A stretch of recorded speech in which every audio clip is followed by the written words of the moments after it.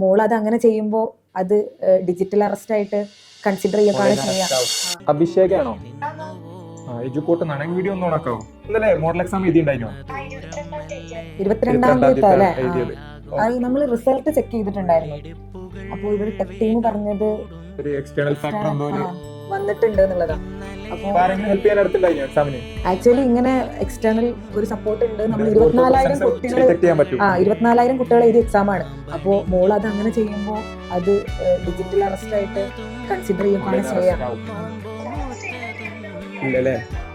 വെറുതെ പറഞ്ഞതാണ് കേട്ടോ, അങ്ങനൊന്നും ഇല്ല. അപ്പൊ നമ്മള് സന്തോഷ വാർത്ത പറയാനാണ് വിളിച്ചത്. 24,000 കുട്ടികൾ എക്സാം എഴുതിയിട്ടുണ്ട്. അമ്മന്റെ മോക്ക് 1ാമത്തെ റാങ്കാ കിട്ടിയിട്ടുള്ളത്.